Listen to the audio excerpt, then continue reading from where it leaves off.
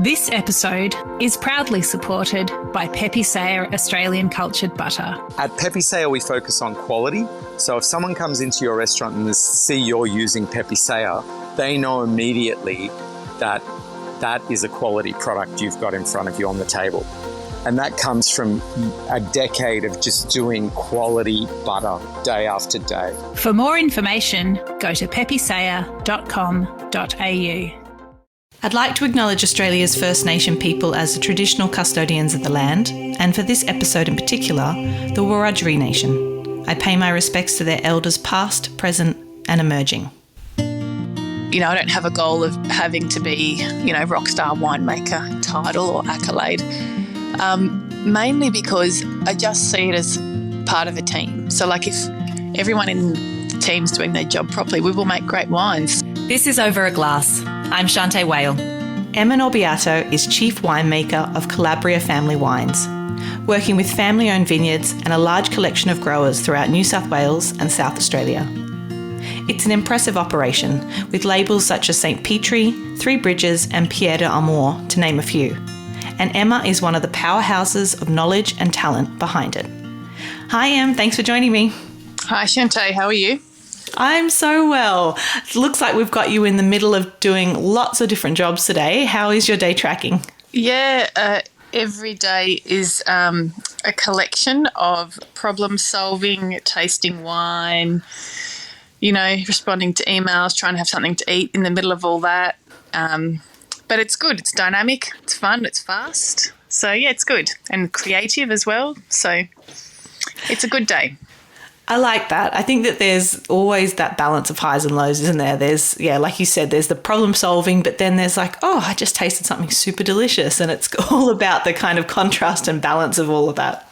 Absolutely. So I just walked into this podcast and prior to that I was tasting we were discussing on the bench the 21 Saint Petrie GSM blend, and there was 4 of us debating over which blend we should choose, which is the fun part of the job. But then there's, other parts as well that are less glamorous, I would say.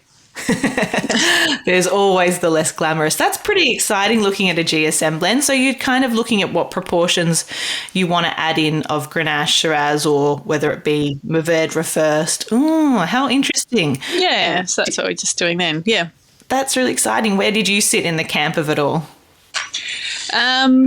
So we're going to go with the more red-fruited, vibrant style of wine. So some others were headed towards more structural and tannic, but I think we've ended up on the red-fruited option. So, yeah, a bit more ethereal, I hope. Oh, I'm sure, but you do such a good job. So whatever I think your instincts are is probably correct. Take me way back to when you got the wine bug. How did that all start for you? Okay, so I was born and raised in the Riverina region, and in the late 90s, which is when I started to study, the industry was booming in this region or in Australia. So everyone was converting from broadacre to grapes, and I grew up on a broadacre farm. My family didn't convert to grapes, but everyone around us was. And at that point in time, I just knew that I liked science, I liked art, but I couldn't see myself being 100% in agriculture, being on a farm. I couldn't be in an office all day. So the sort of balance, the mix between art, science and agriculture appealed to me, and the diversity of the job. So I literally just went, uni preferences, don't worry about a dietitian, I'll see what winemaking's like. My parents were like, what? Anyway, so I did it. And when I went to uni and we started doing sensory analysis and tasting wine, and I was like, oh, wow, it was really amazing. I loved it. So that was how it started. I always think when I talk about people going to somewhere like Charles Sturt University or Roseworthy or whatever it may be, that you must be so serious because winemaking is technical. But take me through a day in the life of a scholar at Charles Sturt back in those times. This is 20 years ago, or probably more actually. But there was probably about, it wasn't that many in my year, maybe 40 or so. you know, sometimes we'd have a chemistry in the morning and botany or soil science in the afternoon. We'd have sensory analysis. So the course is really diverse. There'd be statistics, wine re-engineering, microbiology. So there's probably a heavy science base to start with, but then became more, you know, winemaking as you went on. And obviously in with that, when you're at uni with a whole heap of other people that want to talk about wine, there's a lot of tasting and, you know, out of class tastings and stuff like that. That is quite fun to be a part of. So it was a good group. Yeah, but certainly science base was probably the core of it. So you're telling me that there's still that element of people going to the uni bars and drinking together in dorms and all of that, because I can't foresee it, but surely there must be. That's university life, right? 100%. Like, I didn't know if I should say that, but 100% that is uni life. Yes. Yes. So up to our ears in all that kind of stuff as well. That's perfect, because I think that's kind of the rite of passage that you need to have at that time of your life anyway. And if it wasn't happening, you know, in a wine course, then I'd be really concerned, I think. That's right. Yeah. And if you didn't do it there, you'd be doing it somewhere else. Absolutely. Yes. Exactly. Probably a more important time in your life. So after your degree, what was the next step? I know that you did some studying, but what did you decide to do straight out of uni? What's the next step? Okay, straight out of uni, I actually started working for what was South Corp at the time. And I was made an assistant winemaker at South Corp in Griffith. They were operating in Griffith at that time. They don't anymore. I did one vintage with them, and then after that, they moved me to Caradoc in Mildura. So I then worked with them there with South Corp.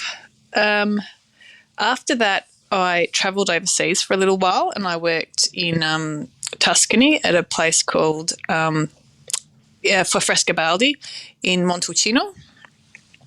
And then after that, I came back to Australia, and I'd left Treasury and I didn't really have another job to go to. And so I actually called my old boss and I said, I'm coming back to Australia. I don't have anywhere to go. Do you have a job? And he said, let me work it out. And he came back and said, I have a job for you, but I can't tell you where it is. And because I had nothing else to come back to, I said, okay, I'll take it. And that turned out to be the job in Barossa with Penfolds.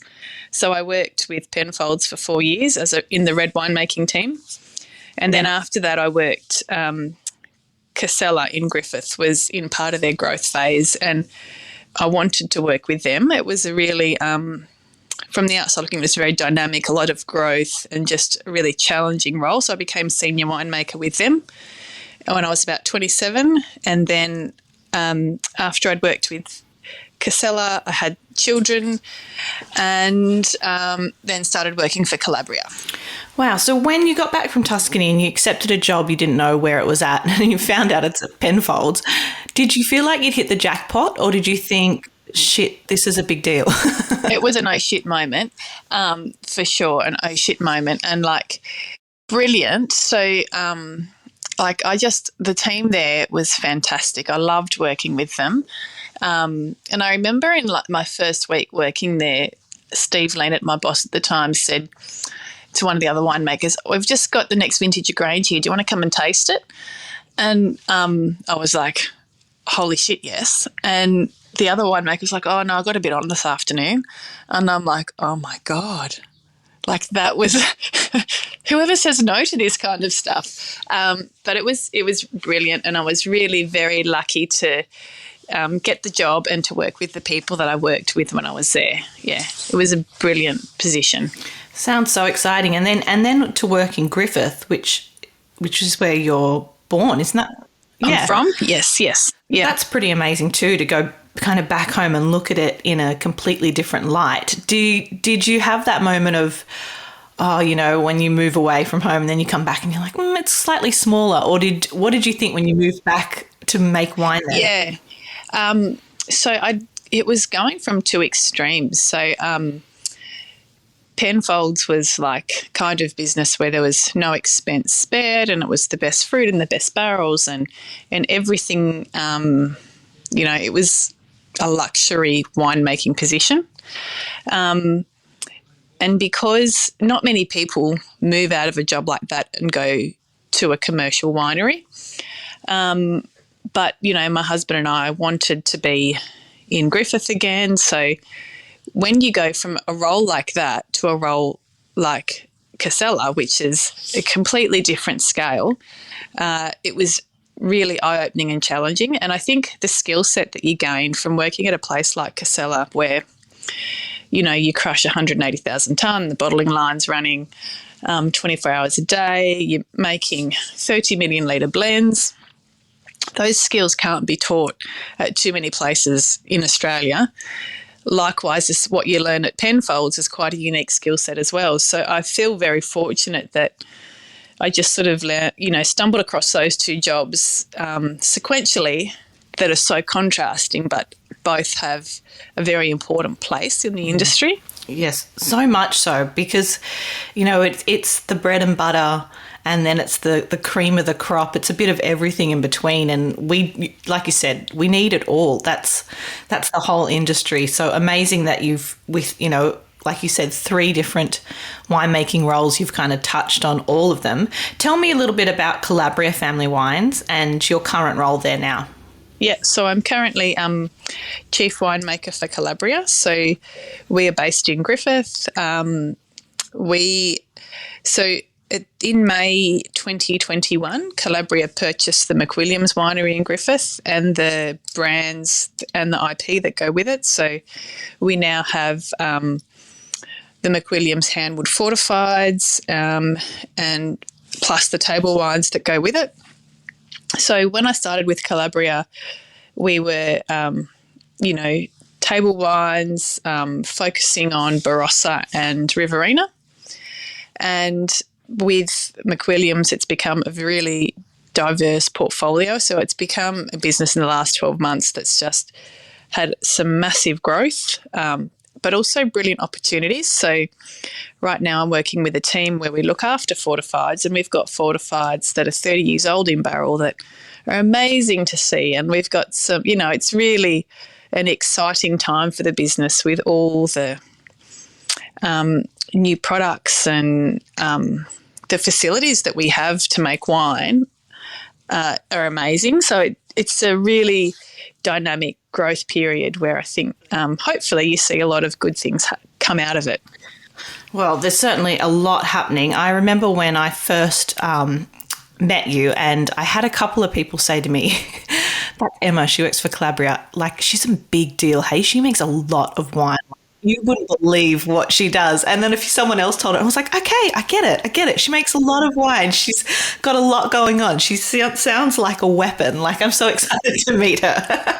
It's just, you know what? It's just that when you're in a position for a big winery like I am, you've got a lot of people with you. So there's a team of 6 winemakers. It's managing the team and the people and the vineyards. So I think the second that everyone goes, oh yeah, look, someone in my position might say, oh, look at all this fantastic stuff that I do. That's the second you've lost it, because you need the team, you need the people around you. So I'm very fortunate that I've got a team of really passionate winemakers that are also diverse, that support each other and also support me. So that's what makes it work well, I think, is that we have to remember that we're not doing this on our own. I especially imagine with it being family, an operated business, that you have, a lot of meaning to the people that are working within it. I think they're are they third generation now? Third generation, yeah. Yes, it's good. So what I enjoy about working for Calabria, so prior to this I worked, as I said, Treasury, is that I can go to my boss, which is Michael Calabria, and I can say, I think we should do this. And he'll say yes or no, case closed, and it happens or it doesn't. I don't have to write, 15-page capexes or essays or, to get things done. So the bureaucracy is removed, which is excellent. And I think that's the strength of this business and a lot of the businesses in this region. So in the Riverina, there's no corporates in here anymore at this region. All the large wineries are family owned. There's De Bortley, Casella, Burton, Calabria. We're all family owned, which means that the business plan is long term. So things don't have to make sense for a quarterly announcement.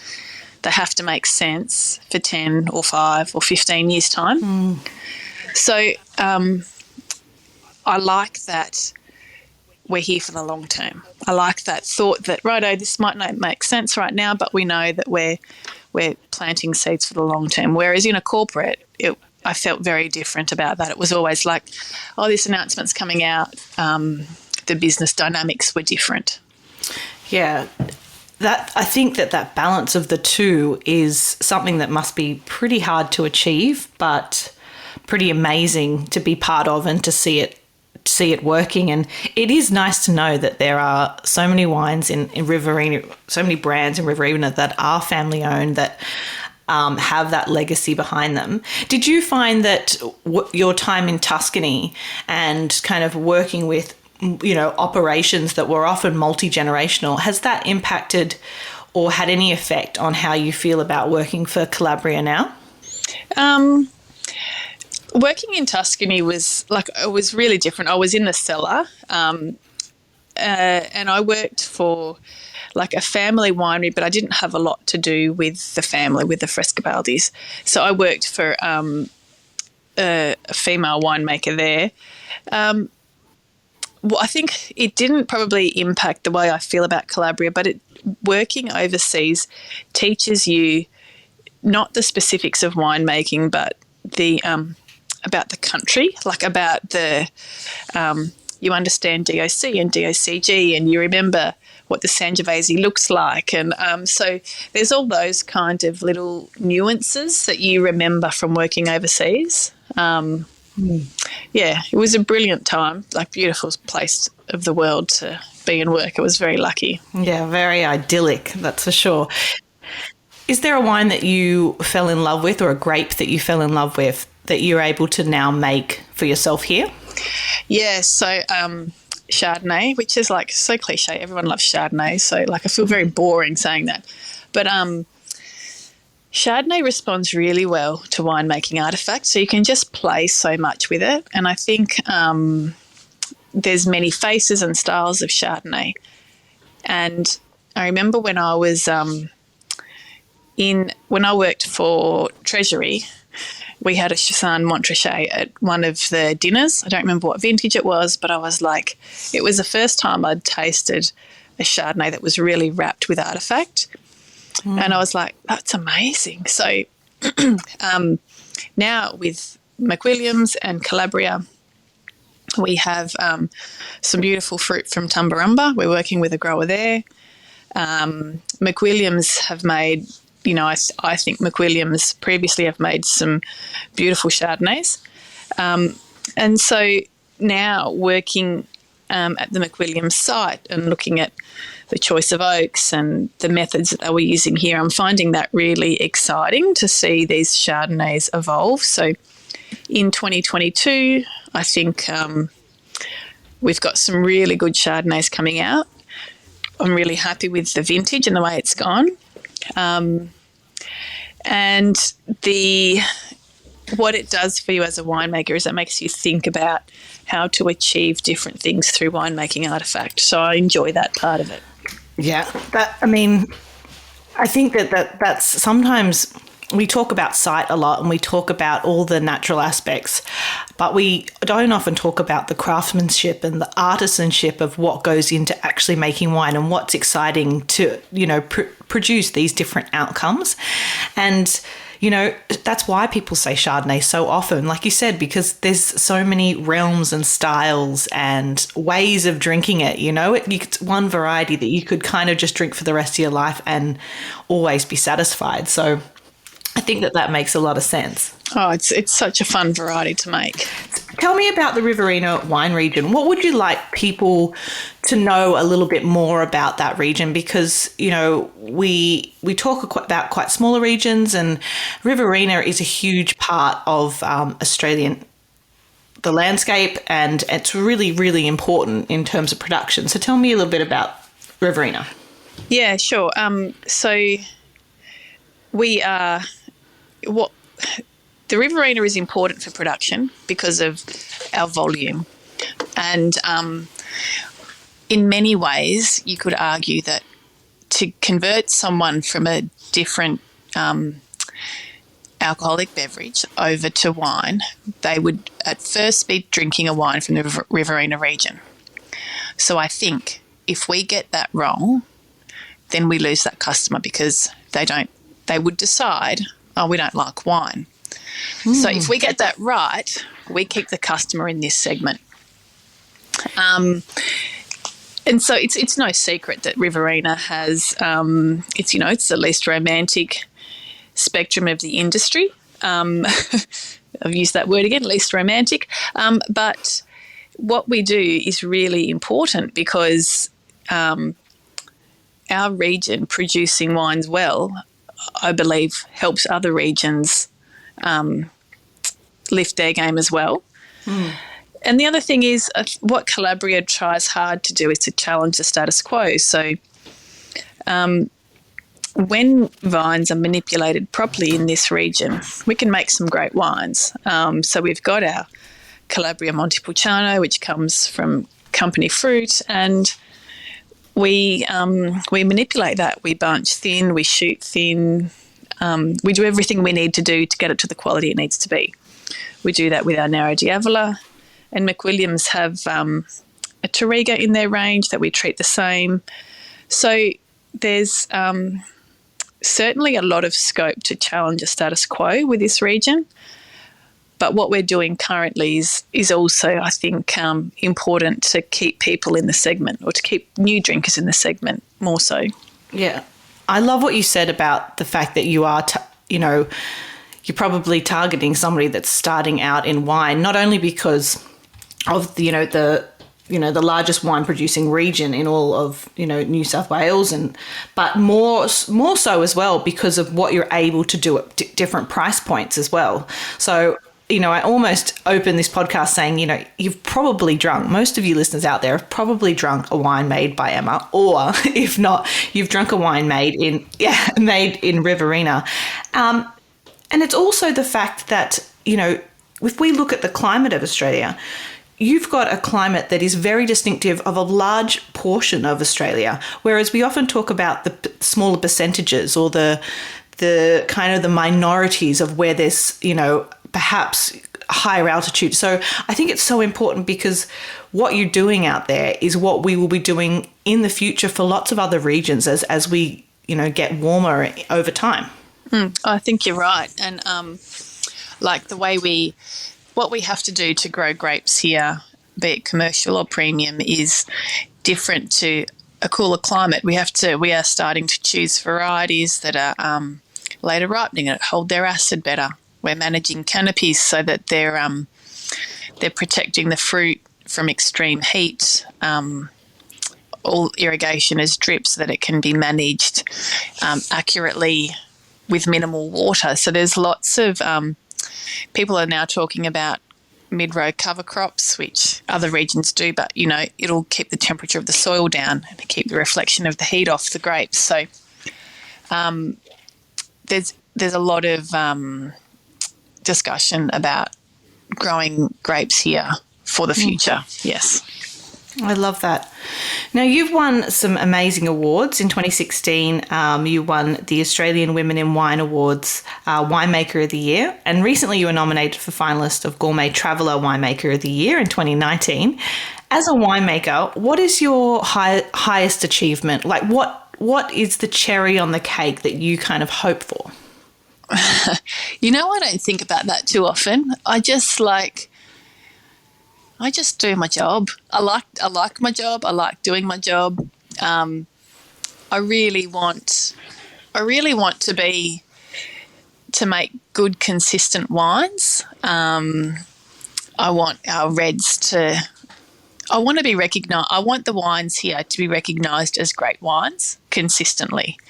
I'm not one to go searching for, I don't have a goal of having to be have a wine, rock star winemaker title or accolade, mainly because I just see it as part of a team. So like if everyone in the team's doing their job properly, we will make great wines. So I don't have there's not a carrot dangling at the end saying once I've achieved this status, I'm done. I just really think if we can consistently make some great wines, I'll be really happy. I knew you were going to answer that question that way. It's exactly why I asked it, only because I think it really showcases your personality, which is incredibly humble, very hardworking, highly ambitious, but in a really team-orientated way, which is why I think you've been so incredibly successful, but also why people like you so much. I don't know. I don't know. I like doing my job and I like the challenge of my job. And as soon as I'm not challenged in my job or I feel like I'm not giving 100%, then it's time for someone else to do it. But at the moment, I'm happy doing that. So, yeah, that's that. That's pretty good to hear. Do you have a favourite variety at the moment that you're really enjoying drinking or something that's kind of piquing your interest? Well, because we've started I've started to be involved with fortifieds with the McWilliams. It's actually got me thinking about fortifieds a lot. And not that I've bought many to drink, but I'm just thinking, there's got to be a way to bring more people over to fortifieds because they're fantastic. So, and I'm sort of have this little thing in my head where I'm like, I want to do a degustation with fortifieds only, and I want to be able to make every fortified in that meal, starting with an Apera, and and I think so. That's probably got my interest at the minute. We're about to release a ruby red fortified, which is made from Temp and Touriga. It's slightly lower alcohol than your traditional fortifieds. It's 16.5, but I'm like, that could go with venison.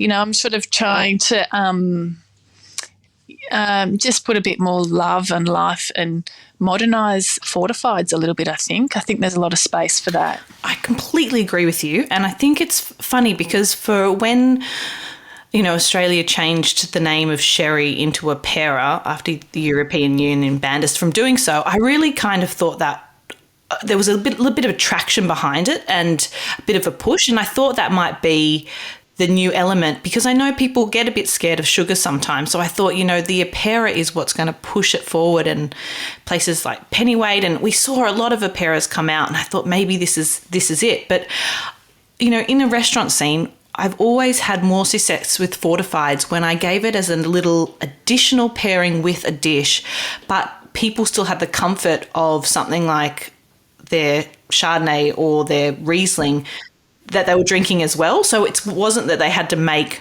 a sacrifice like, yes, let's go fortified. So I completely agree with you. I think a degustation would be great to just showcase how well those kind of drinks go with food. Super exciting, and it would be great to see. I mean, if you decide to do a dinner sometime and you can get a chef on board with that, I'd love to help out. Yeah, we've got to have the right wines to go with it, which is what we're working towards. But, Aperas with soups and ruby ports with main meals, like it is easy, and it would just be so exciting and refreshing to have that kind of challenge your mind about how you should be drinking these wines.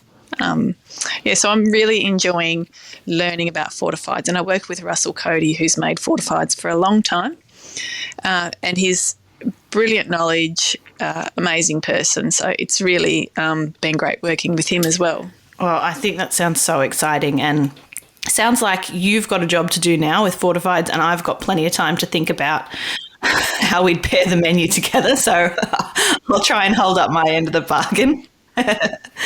Emma, if you could only drink 3 beverages for the rest of your life, what would they be and why?